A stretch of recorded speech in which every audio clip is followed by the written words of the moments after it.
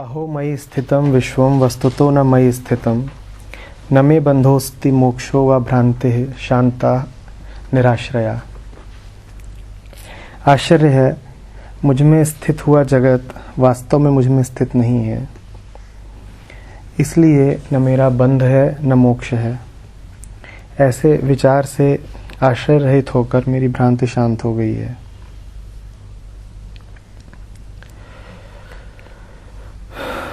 तो सवाल है कि बार बार भ्रांति उठती है कि मैं कुछ हूँ, ध्यान देने पर शांत होती है, पर बार बार उठती क्यों है? बार बार भ्रांति उठती क्यों है? उस समय सब खो जाता है, सब गलत हो जाता है।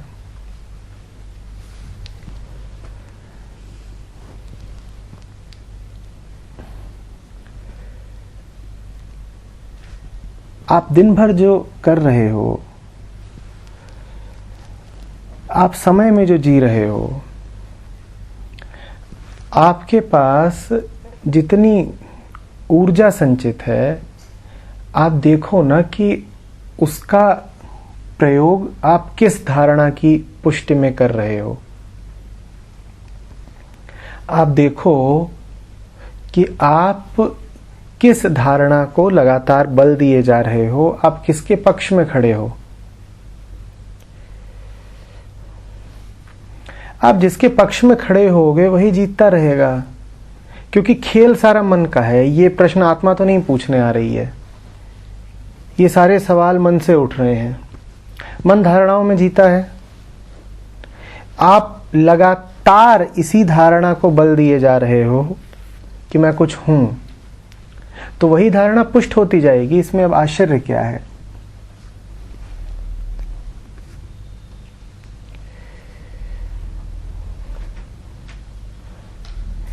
एक एक सांस आपकी जगत के लिए है। एक एक हरकत, एक एक घटना आपकी इसी नाते है कि दुनिया है और मैं हूं, और मैं दुनिया में कुछ कर रहा हूं।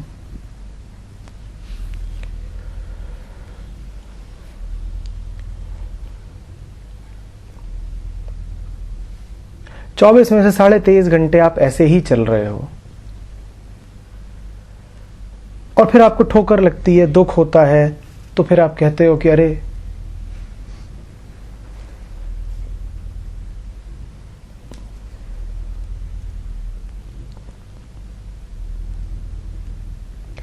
आप समय का उत्पाद हो, समय की पैदाइश हो।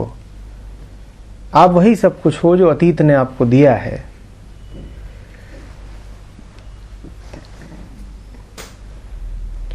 आप एक शून्य केंद्र के इर्द गिर्द पड़ा बहुत सारा कचरा हो, जो अब घना हो गया है, जम गया है, पुख्ता हो गया है। जैसे सदियों से धूल की तहें एक दूसरे के ऊपर पड़ती जाएं, पड़ती जाएं, पड़ती जाएं, और अंततः अपने ही भार के कारण वो सख्त हो जाएं, जम जाएं, करीब करीब पत्थर बन जाएं। आप वो पत्थर हो। केंद्र आपका साफ है, शून्य है, पर केंद्र तो केंद्र होता है, बिंदु बराबर, ना कुछ।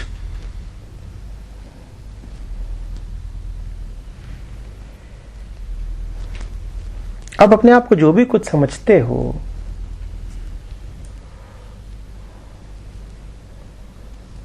वो अब एक कठोर पिंड बन चुका है।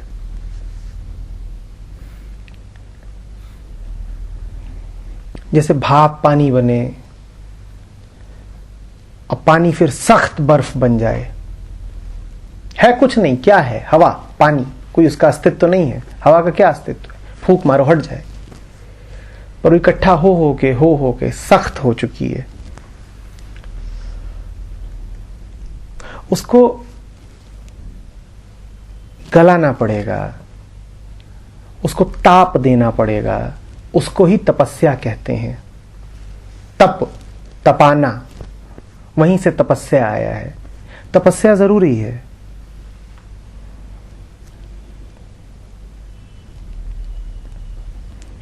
और तपस्या का अर्थ है अपनी वृत्तियों के विरुद्ध जाना। तपस्या का और कोई अर्थ नहीं है।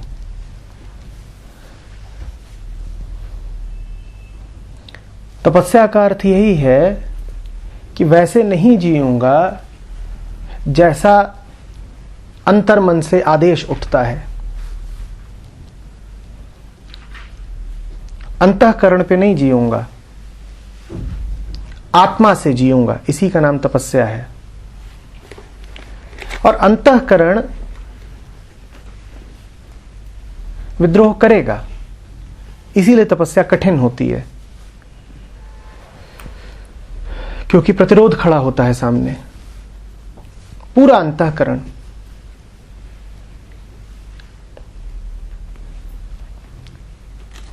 मन, चित्त, बुद्धि, अहंकार सब खड़े हो जाते हैं, स्मृति सब खड़े हो जाते हैं, विरोध करते हैं कि क्यों कर रहे हो ये सब।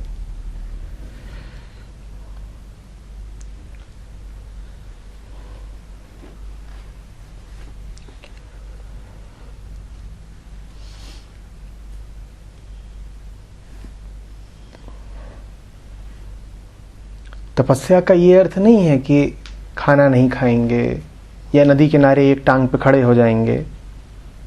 तपस्या का अर्थ यही है कि प्रति क्षण सांस सांस में वृत्तियां हावी हैं, मैं करता ही वही हूं जो वृत्तियां भीतर से आदेश देती हैं।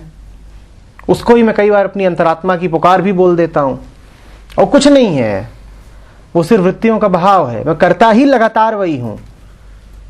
मैं किधर को देख रहा हूं जिधर को वृत्तियां आदेश दे रही हैं। मैं किस मुद्रा में बैठा हूं जिधर को वृत्तियां आदेश दे रही हैं। मैं कब मुड़ रहा हूं, कब हाथ हिला रहा हूं, कब सीधा बैठ रहा हूं, कब टेढ़ा हो रहा हूं, जिधर को वृत्तियां ले जा रही हैं। मैं कब मुस्कुरा रहा हूं, कब पलक झपका रहा हूं, जिधर को वृत्तियां आदेश दे रही हैं। तपस्या का अर्थ है ऐसी सजगता कि वृत्तियों के आदेश की अवहेलना की जा सके, जाना जा सके कि मेरा स्वभाव नहीं है, ये वृत्ति है।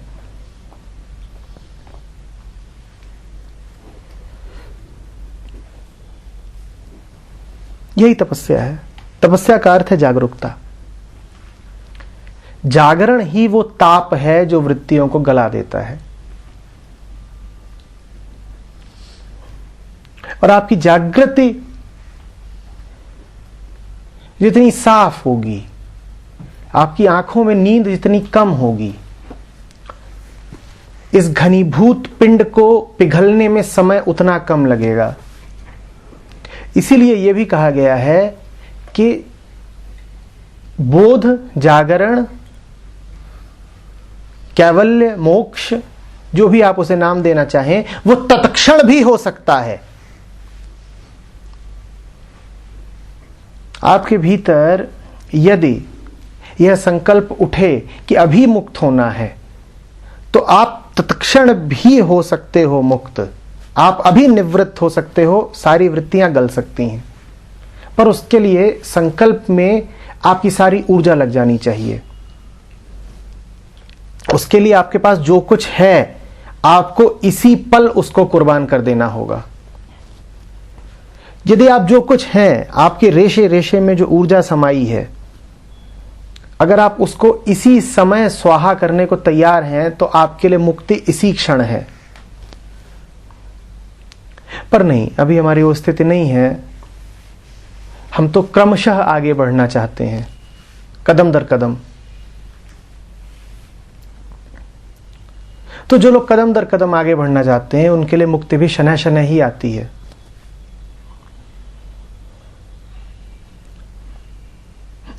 शनह शनह आए जरूरी नहीं है, अभी भी आ सकती है। कितना समय लगना है, तुम कितने समय तक अभी और पीड़ा में जीना चाहते हो, वो तुम्हारे ऊपर है। याद रखिएगा, हमने कई बार कहा है कि आपकी स्थिति कैसी भी हो, संकल्प की शक्ति आपसे कभी नहीं छिनती, ध्यान की शक्ति आपसे कभी नहीं छिन सकती। ये ताकत आपके पास हमेशा शेष रहती है कि आप कहें अभी, पर आप कहेंगे नहीं। याद होगा आपको, हम जब बोध शिविर में गए थे, मैं केन उपनिषद पे बात कर रहा था, तो मैंने आपसे कहा था कि उपनिषद ना से उठता है। और मैंने आपसे कहा था कि लिखिए कि क्या है आपके जीवन में जिसको ना कहने का समय आ गया है। और मैंने कहा था जब आप लिखें तो फिर आपको संकल्पित होना पड़ेगा कि अब इसको ना कह ही देना है। आपने लिखा ही नहीं। अधिकांश लोगों ने कुछ भी नहीं लिखा क्योंकि आप ना कहना ही नहीं चाहते, आप संकल्प लेना ही नहीं चाहते। आप अभी अपनी दुख भरी हालत में जीना चाहते हो, इसलिए दुख है। आपके मन में अभी ये संकल्प उठ ही नहीं रहा कि मुक्ति चाहिए। वो संकल्प आग होता है जो दुख को भस्म कर देता है। दुख क्या है? वृत्ति पर चलना दुख है। वृत्ति गल गई, दुख भस्म हो गया।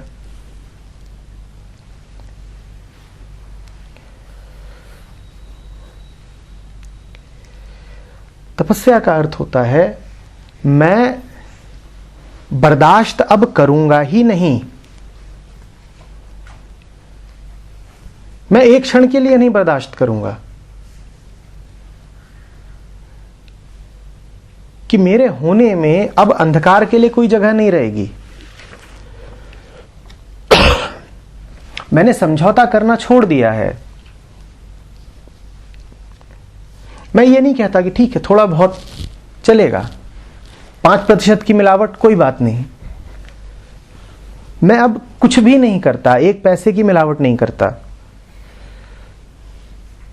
और हमारे साथ तो ये स्थिति है ही नहीं कि हम रुपए में 1 पैसे की मिलावट ना करें। हमारे साथ तो स्थिति ये है कि रुपए में अगर 1 पैसा भी सच हो तो बड़ी बात होती है। हम तो 100 के 100 पैसे मिलावटी हैं।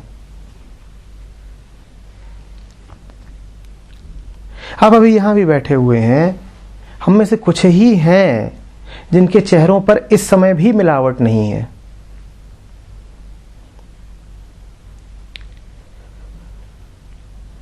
अन्यथा हम में से कईयों ने तो ठीक इस समय भी समझौता कर रखा है।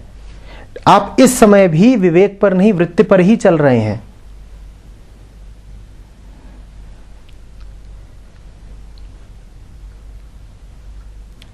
यहां पर भी आपके चेहरों पर झूठ की ही छाया है।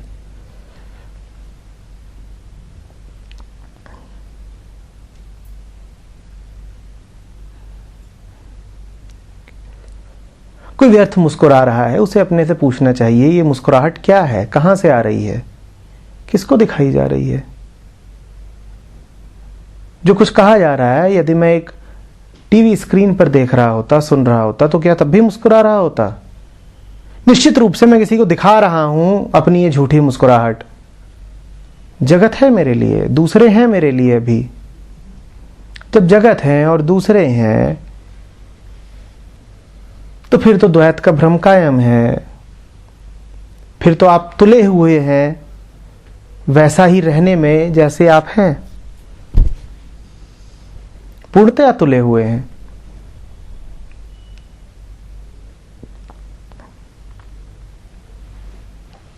बार बार कहते हैं ना कबीर कि सूरमा वो है जो सबसे पहले अपना सर काट के रख दे फिर लड़ाई में जाए।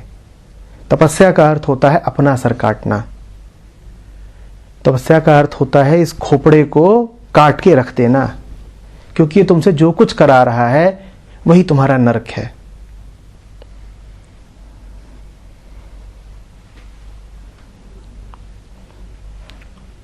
और तुम गहरे से गहरे अंधकार में डूबे हुए हो, रसातल में बैठे हो, बिल्कुल पाताल, जहां सूरज की किरण भी नहीं पहुंचती, और तुम्हें वहीं रहना है। और फिर तुम्हें ताज्जुब होता है कि मुझे कुछ समझ में क्यों नहीं आता, मैं भूल क्यों जाता हूं, जो करता हूं वही गलत क्यों होता है। क्योंकि तुमने पाताल में अड्डा बना लिया है, क्योंकि तुम्हारी सांस सांस में वृत्तियां भरी हुई हैं, जो कि अपने आप में कोई आरोप नहीं है। पर हां, यह दुर्भाग्य जरूर है कि इतना होने के बाद भी तुम में कोई संकल्प नहीं है मुक्त होने का।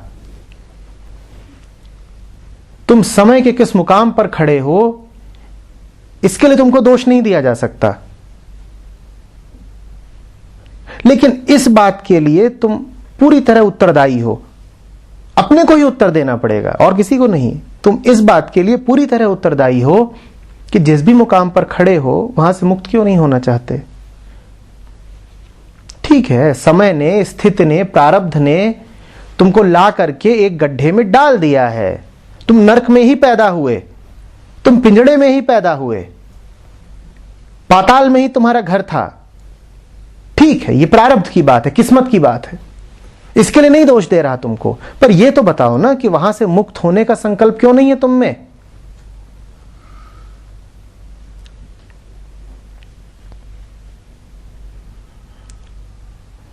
और फिर तुम झूठ मूठ का नाटक करते हो, तुम बनते हो मुमुक्षु।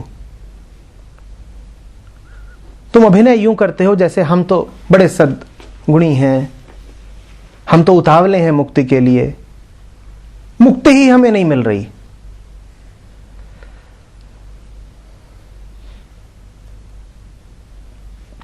तुम किसको बेवकूफ बना रहे हो।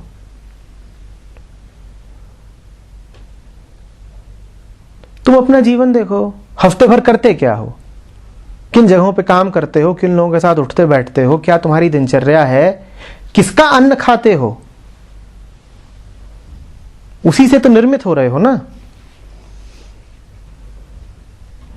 कल मैं किसी से कह रहा था कि कुछ पेशे ऐसे हैं जिनमें मुक्ति की कोई संभावना नहीं हो सकती, क्योंकि तुम्हारा पूरा शरीर ही वहां से आती आय पर निर्मित है।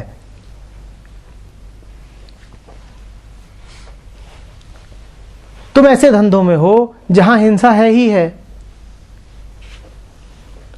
तुम्हारे पेशे ने तुम्हारे हाथ में बंदूक दे दी है, तुम्हारे लिए मुक्ति की क्या संभावना बची। तुम जो रोटी खा रहे हो वही खून की रोटी है। तुम हफ्ते भर खून की रोटी खाओ और हफ्ते के अंत में यहां आकर के बैठ जाओ कि मुझे तो मुक्ति चाहिए, तो माफ करो, तुम्हारे लिए कुछ नहीं हो सकता।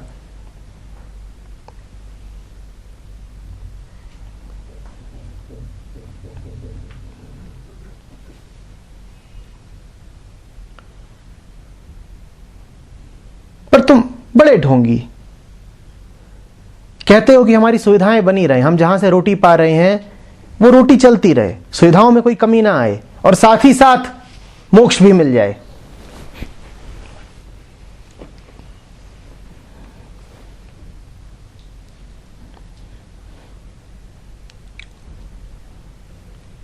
काम ही तुम्हारा यह है कि कोर्ट में खड़े होकर के जो भी मुकदमा हाथ में आया है उसको लड़ना है, उसी की रोटी खाते हो, वही तुम्हारी एक एक कोशिका में घुस गई है, वही तुम्हारे रक्त में संचारित हो रही है।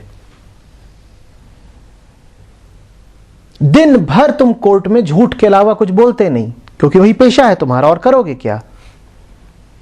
या कि सैनिक हो तुम तो दिन भर किसी को मारने के अभ्यास के अलावा तुम कुछ करते नहीं, क्योंकि वही पेशा है तुम्हारा, और उसके बाद तुम कहो कि मुझे तो मुक्ति चाहिए, तो कैसे होगा।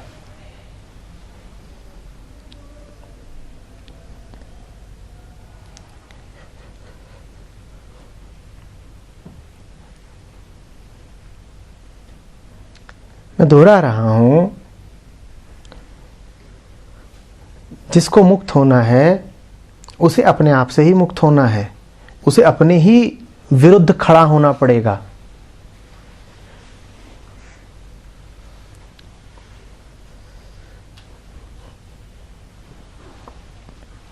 बच्चा नहीं पैदा होता, वृत्तियों का एक पुंज पैदा होता है।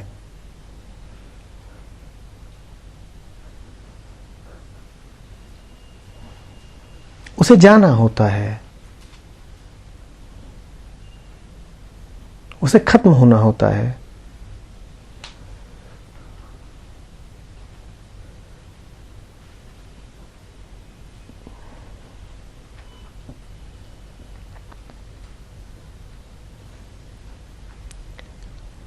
कई लोग सोचते हैं कि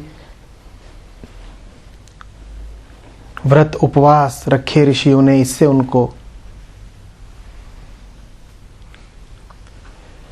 मुक्ति मिल गई, मोक्ष मिल गया। बड़े बड़े तपस्वी हुए हैं जिन्होंने बड़ी तपस्याएं करी हैं। महावीर का नाम आता है, बुद्ध का नाम आता है, शरीर गला दिया, हाड़ सुखा दिया। ये सब किस लिए था, जरा समझो तो। मांस गलाने से किसी को मुक्ति नहीं मिल जानी है, पर मांस गलाना एक प्रकार का मानसिक अभ्यास है। शरीर महत्व नहीं रखता, मन महत्व रखता है। मन चिल्ला चिल्ला के कह रहा है मुझे ये चाहिए, क्योंकि वही वृत्ति पैदा हुई है। देखा है ना, बच्चा पैदा होते ही चिल्लाता है, उसे दूध चाहिए। वृत्ति चिल्ला रही है, वही पैदा हुई है। वृत्ति को काटा जा रहा है कि तू मांगेगी, मैं तेरे समर्थन में नहीं खड़ा होऊंगा। तेरा तो काम है मांगना, मैं तेरे समर्थन में नहीं खड़ा हो जाऊंगा। क्योंकि तेरे समर्थन में खड़े होने का अर्थ है नर्क के समर्थन में खड़ा होना। जिसने अपने विरुद्ध लड़ाई जीत ली उसी का नाम महावीर है। दूसरों को हराने से आप वीर कहला सकते हो। महावीर वो जिसने अपने विरुद्ध लड़ाई जीत ली, बड़ा मुश्किल है।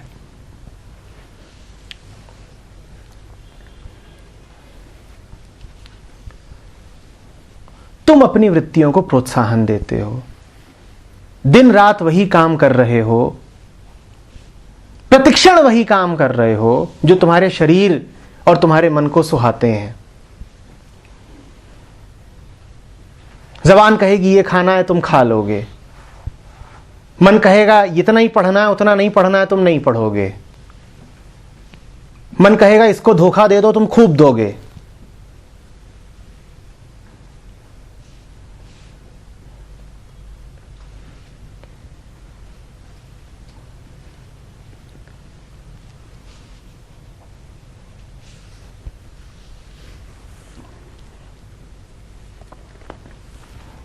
ये सवाल इस कक्ष में आके ना पूछा करिए कि फिसल क्यों जाते हैं। आप फिसल जाते नहीं हैं, आप प्रतिक्षण फिसल रहे हैं। आप इतने सोए हुए हैं कि आपको कभी कभी पता चलता है कि फिसले। आपकी हालत उस शराबी जैसी है जो लगातार कीचड़ में ही गोते खा रहा है, पर उसको हर 4 घंटे में एहसास होता है कि मैंने गोता खाया। तो वो क्या सोचता है कि मैं तो 4 घंटे में एक बार कीचड़ में घुसता हूं। जनाब, आप 4 घंटे में एक बार कीचड़ में नहीं गिरते हैं, आप प्रतिक्षण कीचड़ में हैं। और आप इतने ज्यादा धुत हैं नशे में कि आपको ये पता भी नहीं है कि आप प्रतिक्षण कीचड़ में हैं। आपको जब जरा होश आता है तो आपको पता चलता है कि हम गिरे। जैसे जैसे आपका होश बढ़ेगा वैसे वैसे आपको दिखाई देगा और गिरे और गिरे और गिरे, और आपको आश्चर्य होगा। आप कहेंगे जब ज्यादा पिए हुए थे तो कम गिरते थे, अब नशा उतर रहा है तो ज्यादा गिरते हैं। नहीं, अब आपको ज्यादा पता लगना शुरू हुआ है। अब आपको ज्यादा पता लगना शुरू हुआ है। जो जितना बेहोश होता है उसे उतना कम पता लगता है कि वो बेहोश है। एक बिल्कुल ही धुत्त शराबी हो और नाली में लौट रहा होगा, आप उससे पूछिए कहां लौट रहे हो, वो कहेगा ये तो व्यक्तिगत स्विमिंग पूल है मेरा। उसे पता भी नहीं हो कहां लौट रहा है। आपकी वही हालत है। आप मेरे पास समस्या ये लेके आए हो कि मैं कभी कभी फिसल जाती हूं। मैं आपसे कह रहा हूं, जब आपको पता लगता है कि आप फिसल जाती हैं, उन क्षणों में तो उत्सव मनाइए, क्योंकि उन क्षणों में तो आप फिर भी थोड़ी जगी हुई हैं। आपको पता लग गया कि आप फिसली हैं, ये प्रमाण है कि आप जगी हुई हैं। जिन क्षणों को आप अपनी सामान्य अवस्था समझती हैं वो आपके नितांत दुर्भाग्य के क्षण हैं, क्योंकि वो क्षण हैं जिनमें आप हैं तो कीचड़ में ही और आपको पता भी नहीं है कि आप कीचड़ में हैं। असली नर्क वहां है।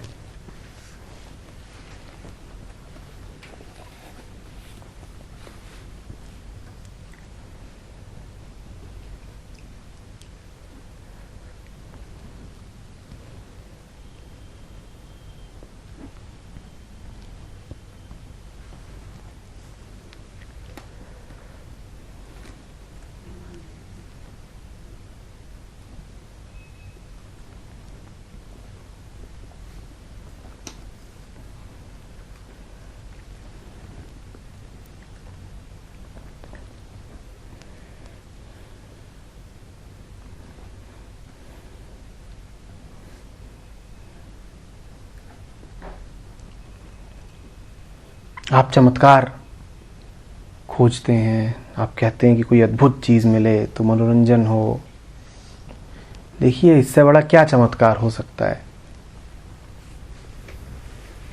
कि आप खुद दिन रात जिस नरक का प्रबंध करते हैं, आयोजन करते हैं, फिर उसी के बाद ताज्जुब मनाते हैं कि अरे ये मैं कहां आ गया। तुमने और कहां आने की पूरी तैयारी करी है, ये बताओ।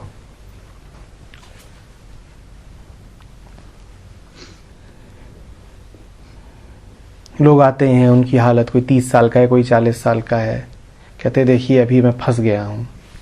तुम फंस नहीं गए हो, तुम 30-40 साल की तैयारी के बाद यहां पहुंचे हो।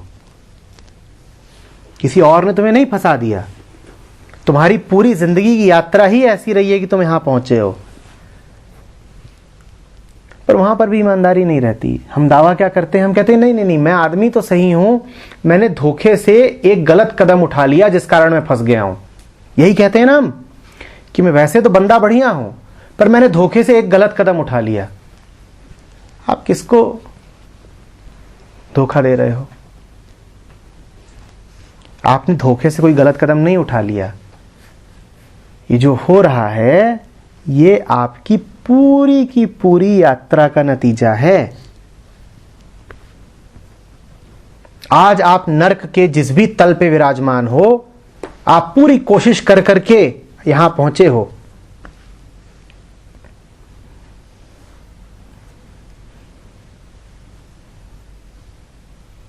रोज सुबह गाड़ी में बैठ के नर्क जाते हो।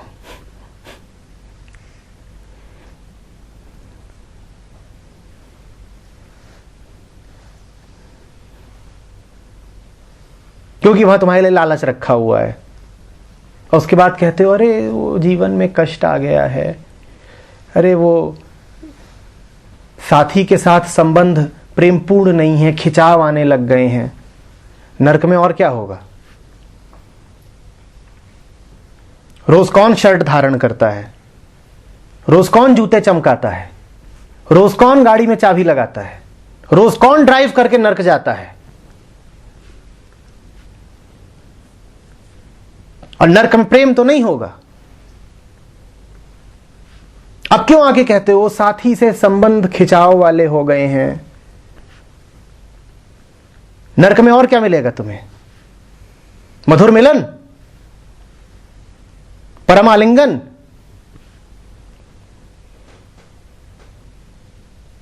पर नर्क में सैलरी स्लिप है।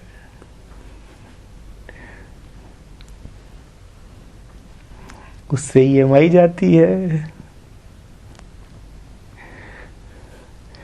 बड़े बड़े चिकने साफ सुथरे कमरे, ताजमहल में कब्र।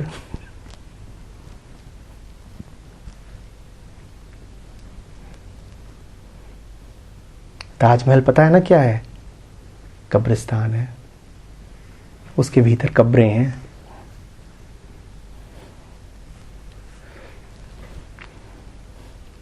बादशाह को, शाहजहां को भी पैसा कम पड़ता तो वो भी ईएमआई पे बनवाता, पर बनवाता जरूर।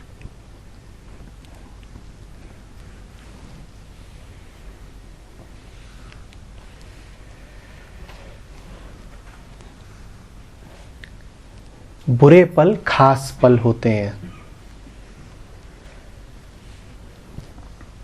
बुरे पलों पर तो हम सभी ध्यान दे लेते हैं। जब आफत आती है तब तो सभी सतर्क हो जाते हैं,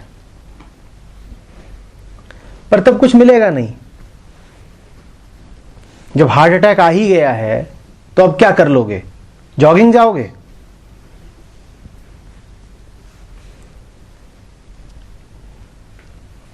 दौड़ने से, व्यायाम करने से दिल थोड़ा ठीक रहता है। पर जिसको अब हार्ट अटैक आ गया हो उससे क्या बोलोगे कि जाके दौड़ लगाओ? तो अब क्या कर लोगे जब दुख आ ही गया है? जब दुख आ गया है तब कुछ ना करो, झेलो। सतर्क तुम उन पलों में रहो जिनको तुम अपने सामान्य पल बोलते हो। जब अपने दोस्तों यारों के साथ लगे होते हो और कहते हो ये तो मेरी सामान्य जिंदगी है, तब तुम दुख का निर्माण कर रहे हो। अभी ये बम फटेगा, अभी ये फल पकेगा।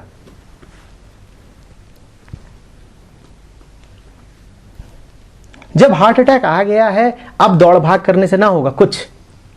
सतर्क तुम तब रहो जब वो तुम्हारे सामान्य पल होते हैं, जिनमें तुम तनाव ले रहे होते हो और तेल पी रहे होते हो। तब तुम हृदयाघात का निर्माण कर रहे हो, तब सतर्कता दिखाओ।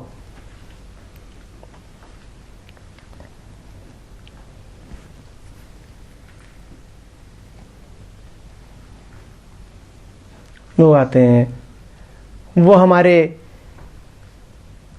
बेटे ने हमारे साथ बड़ा धोखा किया, हमें छोड़ करके चला गया, हम बुढ़े हैं, हमारी कोई मदद नहीं करता। अब समझ में आ रही है ये बात? इस बेटे का निर्माण किसने किया जो ऐसा निकला? मां बाप तो तुम ही हो। इस जहरीली चीज का निर्माण किसने किया? तुम किसको दोष दे सकते हो? दुनिया तो फिर भी दोष दे। कोई कमीना निकलता है तो दुनिया पूछती है इसके मां बाप कौन है? कौन है मां बाप जिन्होंने पैदा किया और ऐसा बनाया? पर मां बाप खुद पूछे कि हमें हमारा बेटा बड़ा दोष दे रहा है, तो तुम किसको दोष दे सकते हो? क्योंकि वो जैसा भी है तुम ही ने बनाया है। हम बुढ़े हैं, हमें छोड़ के चला गया। किसने सिखाया था उसको अवसरवादी होना? तुम ही ने सिखाया था ना कि बेटा जहां मुनाफा हो उधर को जाना। तो उसको अब दिख रहा है कि ये दो बुढ़ों के साथ क्या मुनाफा मिलेगा। तुम ही ने सिखाया था ना उसको कि जो चीज यूं ही बोझ बन जाए और जिसमें अब पैसा रुपया लगने लग जाए, उसको छोड़ देना। तो तुम ही हो सबसे बड़ा बोझ। और दिन रात दोनों बुढ़े बीमार रहते हो और तुमने खूब पैसा लग रहा, उसका तो छोड़ गया तुमको। उसके मन की जो भी स्थिति है वो उसको किसने दी? तुमने दी। अब तुम्हें ही भारी पड़ रही है। तुम ही ने उसको सिखाया था ना कि बेटा प्रतियोगी बनो, दुनिया में आगे निकलो। तो दुनिया में आगे निकलने के लिए वो तुम्हें पीछे छोड़ गया। किसको दोष दे रहे हो?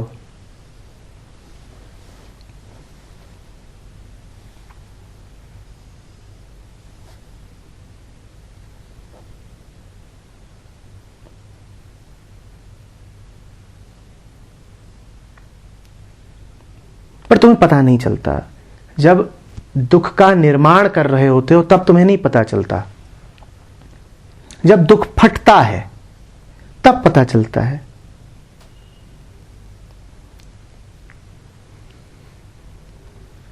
दुख प्रतिपल ही। जब निर्माण कर रहे हो तो तुम कोई दुख से दूर हो।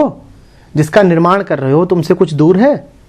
और भूलना नहीं कि एक दुखी मन ही दुख का निर्माण करता है।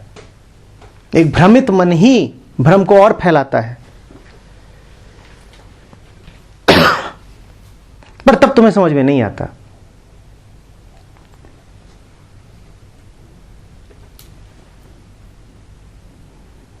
अपनी दिनचर्या को देखो। देखो कि आसपास वालों के साथ कैसे संबंध हैं। पति के साथ, बेटे के साथ, बेटी के साथ, पिता के साथ कैसे संबंध है। तुम्हें समझ में आ जाएगा कि तुम किस तरीके से अपनी वृत्तियों को प्रोत्साहन देते हो।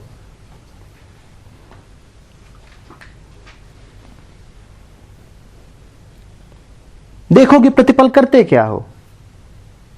सब समझ में आ जाएगा, बात खुल जाएगी।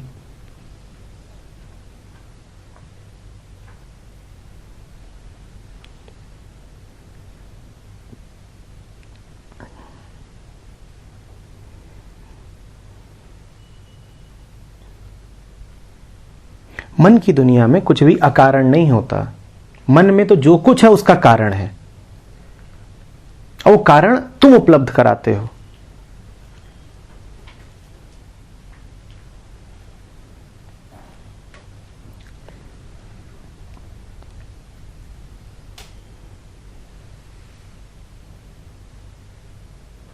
बोया पेड़ बबूल का,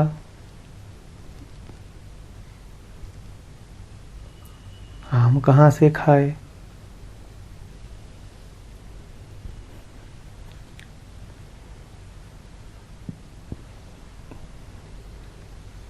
करता था तो क्यों रहा, अब करी क्यों पछताए।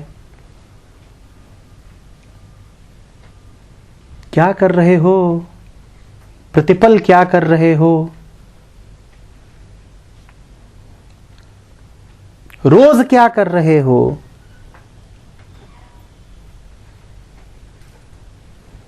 नहीं साहब, हम रोज कुछ खास नहीं कर रहे हैं, हम तो सामान्य जीवन व्यतीत करते हैं। सामान्य जीवन, उल्टी दिशा जाओ और रोज उस पर 2 कदम और बढ़ाओ तो क्या कर रहे हो, क्या कर रहे हो। सामान्य जीवन है।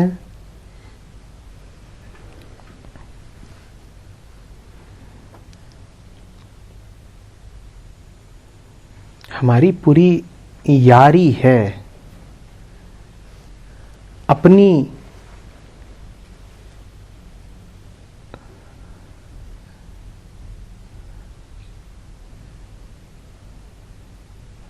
ही दुर्दशा से।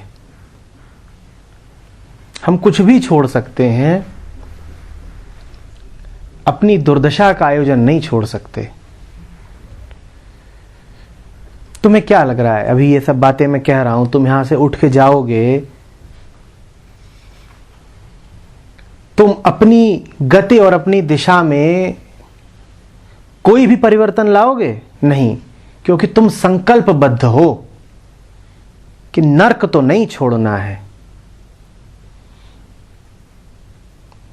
तुम यहां आते भी हो ना तो नर्क से बाहर निकलने नहीं आते। तुम बस इसलिए आते हो कि तुम्हारे बदबूदार कमरों में तुम थोड़ा सा डिओड्रेंट छिड़क दो। कमरे से बाहर निकलने का कोई इरादा नहीं है।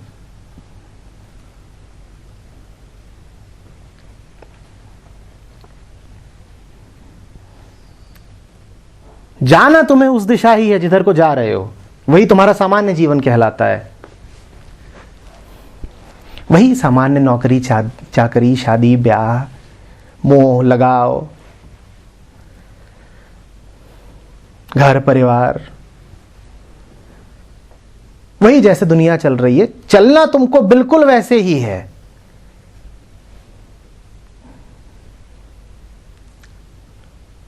कसम खाई है, कुछ हो जाए नर्क से वफादारी नहीं तोड़ेंगे।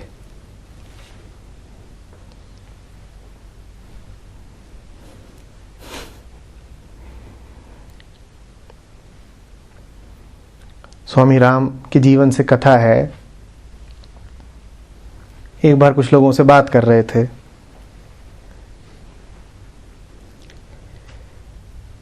तो 1 दिन 2 दिन हो गया, व्याख्यान देते रहे, सत्य पर बोला, मुक्ति पर बोला, तो अंततः लोग बड़े आतुर हो गए।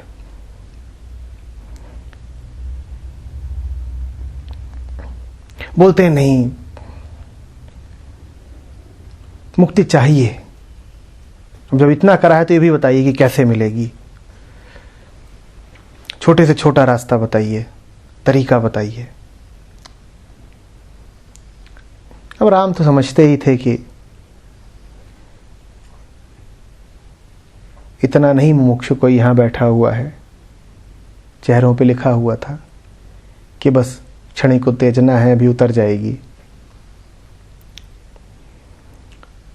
पर जब लोगों ने ज्यादा ही शोर मचा दिया तो उन्होंने कहा ठीक, अभी दे रहा हूं मुक्ति, बोलो किस किस को चाहिए, खड़े हो जाओ, अभी दूंगा और पूरी दूंगा, पूर्ण और परम मुक्ति दूंगा, किस किस को चाहिए खड़े हो जाओ। और फिर वही हुआ जो होना था, महफिल को सांप सूंघ गया, एक न खड़ा हुआ। क्योंकि यारी है हमारी, वफादारी है। चलना तो हमको वैसे ही है जैसे हम चल रहे हैं। ये सब तो हमारे लिए बस समय काटने के बहाने हैं, आध्यात्मिक मनोरंजन।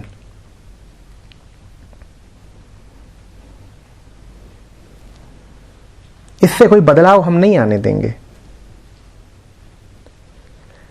कल हम फिर वही करेंगे जो उसे हम अपना सामान्य जीवन बोलते हैं।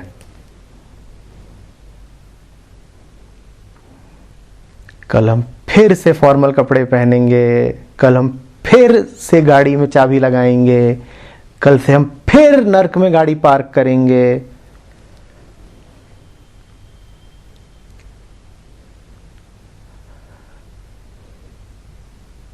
और ये दिखाने के लिए कि हम इस नर्क के वासी नहीं हैं, हम नर्क के भीतर की कुछ खबरें बाहर के लोगों को बताएंगे कि देखिए ये सब तो नारकीय लोग हैं, इनको तो कुछ आता नहीं है।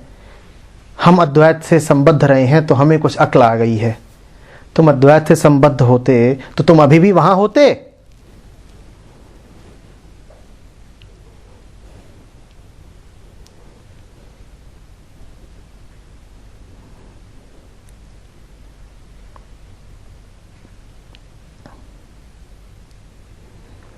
पुराने रास्तों पे चल चल के नई मंजिल तक कौन पहुंच सकता है?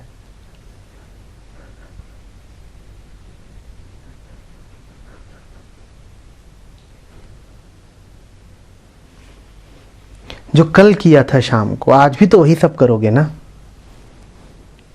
और कल भी वही सब करोगे। तो कुछ नया कैसे घटे तुम्हारी जिंदगी में, बताओ। मैं ईमानदारी से आप सबसे सवाल कर रहा हूं। जो परसों किया वही कल किया, जो कल किया वही आज करने का इरादा, और वही फिर कल करोगे।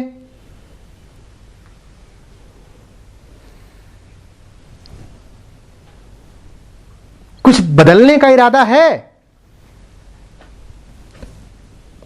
जरा भी संकल्प।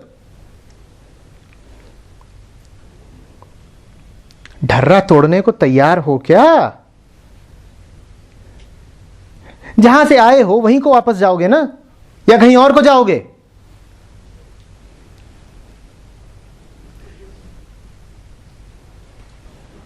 जब बिल से बाहर निकले हो और बिल में ही वापस जाना है तो चूहे ही तो रहोगे। अपने सिंह रूप को जान लिया होता तो वापस बिल में क्यों घुसते?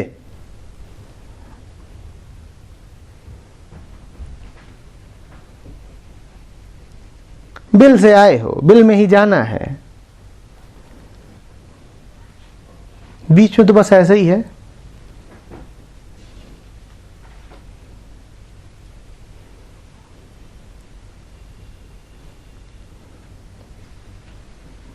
चाय है, रोटी है, दाना है।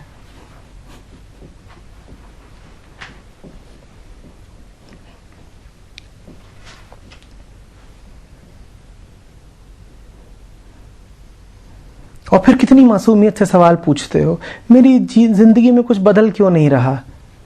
कोई नया सूर्योदय क्यों नहीं? कोई क्रांति क्यों नहीं? तुम आने दो तो ना क्रांति आए। सूरज उगने को होता है तो तुम पीठ दिखा के भागते हो सूरज से।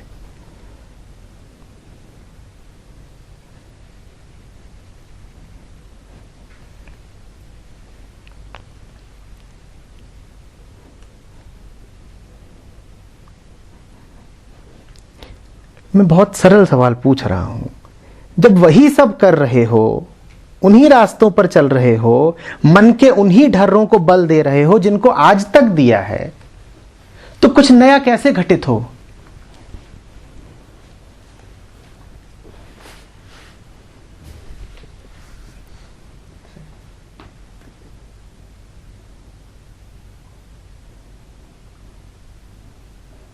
और चमत्कारों में चमत्कार है कि नहीं, कि यहां घंटों घंटों बैठने के बाद तुम फिर वही करने लग जाते हो जो तुम करते आए हो आज तक।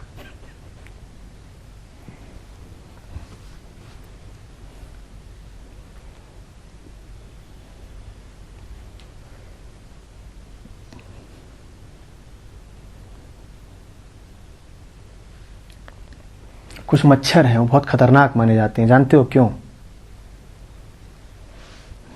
उनका जो आंतरिक प्रतिरक्षा तंत्र होता है वो इतना सुविकसित होता है कि वो दवाइयों के विरुद्ध खड़ा नहीं होता। वो दवाइयों को आत्मसात कर लेता है। तुम्हारी जो पूरी प्रतिरक्षा प्रणाली है, इम्यूनिटी सिस्टम जो होता है शरीर का, वो जानते हो लड़ता है। तुम्हारे भीतर कोई वायरस प्रवेश कर जाए तो तुम्हारा शरीर उससे लड़ता है, पर एक बात उससे आगे की होती है कि तुम्हारे भीतर कुछ प्रवेश करे, कोई जहर, कोई दुश्मन, और तुम उसे सोख ही लो। ये जो मच्छर होते हैं, अब इन्हें मारा नहीं जा सकता। तुम इन पे जिस भी दवाई का इस्तेमाल करते हो, ये उस दवाई को आत्मसात कर लेते हैं, कोऑप्ट कर लेते हैं। अब ये इम्यून हो जाते हैं। बड़ी दिक्कत होती है। नई दवाई आती है, नया जहर आता है उन्हें मारने के लिए, और 2-4 साल में वो उसके प्रति इम्यून हो जाते हैं। अब तुम लगाते रहो जहर, वो मरेगा ही नहीं। हमने भी यही किया है। हमने शास्त्रों को, हमने इन सत्रों को, इन सब को भी अपने नर्क का ही हिस्सा बना लिया है, कोऑप्ट कर लिया है।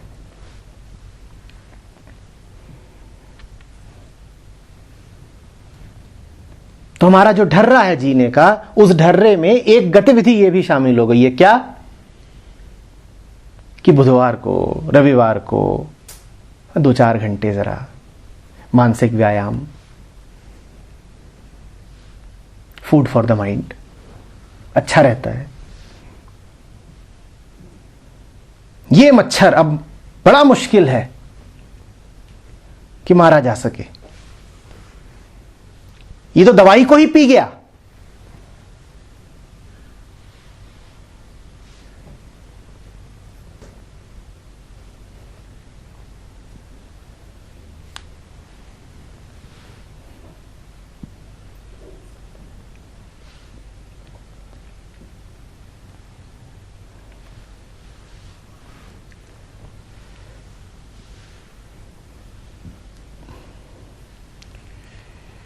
इसीलिए अक्सर धार्मिक लोगों के लिए कोई संभावना बचती नहीं है, क्योंकि जो ऊंची से ऊंची दवाई हो सकती थी, अब वो उन पे बेअसर हो चुकी है।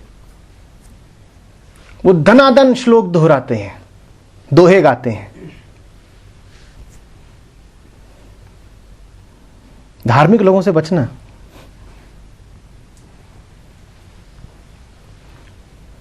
वो स्थायी निवासी हैं नरक के। तुम सब तो किराए पे रहते होगे।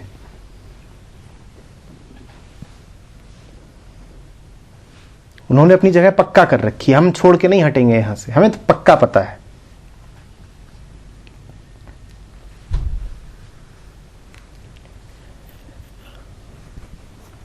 वो पी गए ऊंची से ऊंची दवाई। अब उनके लिए क्या संभावना है?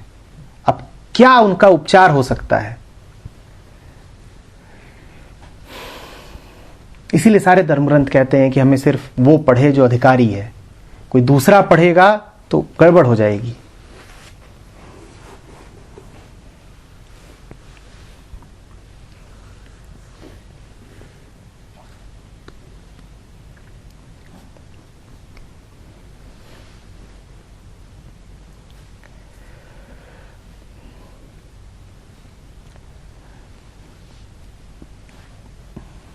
सजग रहो,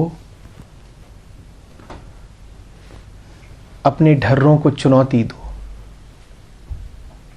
तपस्या के अलावा कोई विकल्प नहीं है।